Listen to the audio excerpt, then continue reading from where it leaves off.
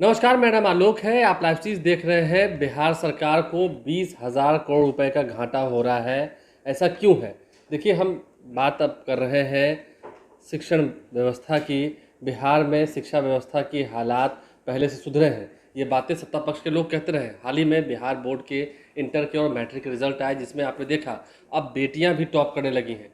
लेकिन विपक्षी खेमे की ओर से आरोप लगाया जा रहा है कि माध्यमिक परीक्षा कराना और शिक्षण व्यवस्था को दुरुस्त करना, इसमें ज़मीन आसमान का फ़र्क है। बिहार के बच्चे 12वीं पास करने के बाद क्यों कोटा जा रहे हैं? आपने कोरोना काल में भी देखा होगा कैसे बिहार के हज़ारों की संख्या में छात्र छात्राएं जो हैं वो कोटा में फंस गए थे। फिर उन्हें ट्रेन के ज़रिए लाया गया था। उनके अभिभावक भी, जो उनके माता पिता हैं, जो बिहार में थे, वो काफ़ी चिंता में डूब गए थे। और हाल ही में आप देख रहे हैं यूक्रेन में जिस तरीके से तबाही हुई, यूक्रेन में जिस तरीके से गोले बरसाए गए, बम के गोले पटके गए, उसके बाद इस विश्व युद्ध के होने से बिहार पर भी असर पड़ा। क्योंकि बिहार के हज़ारों की संख्या में छात्र छात्राएं जो हैं, जो विद्यार्थी हैं, वो मेडिकल की पढ़ाई करने यूक्रेन गए थे। आखिर क्यों बिहारी छात्रों को पलायन करना पड़ता है? राजू दानवीर, जन अधिकार पार्टी युवा परिषद के प्रदेश अध्यक्ष हैं, क्या कुछ वो कह रहे हैं? कैसे 20,000 करोड़ रुपए की इकोनॉमी जो है उस पर असर पड़ रहा है बिहार के बच्चे जब बाहर जा रहे हैं पढ़ने के लिए? जरा सुनिए।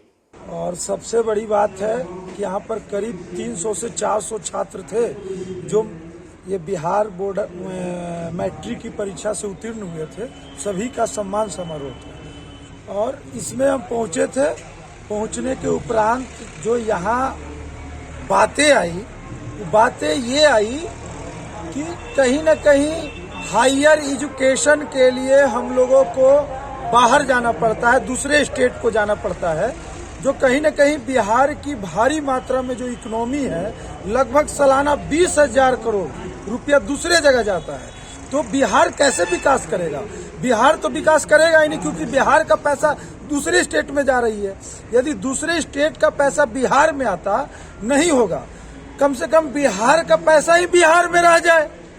तो माननीय बिहार सरकार से मेरा अपील है कि जो यहाँ बच्चे हायर एजुकेशन के लिए बाहर जाते हैं, उनका व्यवस्था यही करवा दीजिए। ये आपसे आग्रह है, हम लोगों की मांग है। और सबसे बड़ी बात, जो बच्चों का मैंने मांग कराया, उसमें ये महत्वपूर्ण मुद्दा था, क्योंकि बाहर जाने के बाद बच्चे डिप्रेशन में होते हैं, माता पिता से दूर होते हैं, आर्थिक स्थिति को झेलना पड़ता है, बहुत कुछ है। तो घर में रहकर पढ़ेंगे तो ज्यादा पढ़ेंगे और उनके पैसे भी कम खर्च होंगे, क्योंकि सब गरीब मजदूर का बिहार की क्या स्थिति है कोई से छिपा नहीं है। अब बिहार को यदि आगे बढ़ाना है, बिहार को विकास दर आगे बढ़ाना है, बिहार में विकास चाहते हैं, तो पहले इन बच्चों, देश के भविष्य के लिए बिहार में उपाय कीजिए।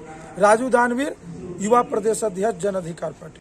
तो शिक्षण व्यवस्था को दुरुस्त किया जाए, कहना है राजू दानवीर का। खैर, देखना यह है कि आने वाले समय में अब जब शिक्षा व्यवस्था पर सवाल उठने लगे हैं, तो ऐसे में बढ़ती हुई बेरोजगारी भी एक मुद्दा बन बैठी है, बढ़ती हुई महंगाई भी एक मुद्दा बन बैठी है, और विपक्षी खेमा सरकार को घेरने में कोई कसर नहीं छोड़ रहा है। हालांकि बिहार सरकार खुद की पीठ थपथपाती है पहले की तुलना करते हुए, लेकिन पहले की तुलना से अब सुधार हुए हैं। फिर भी बिहार के बच्चों को क्यों अन्य राज्यों में जाना पड़ता है पढ़ने के लिए? अन्य राज्य के बच्चे बिहार क्यों नहीं आते हैं पढ़ने के लिए?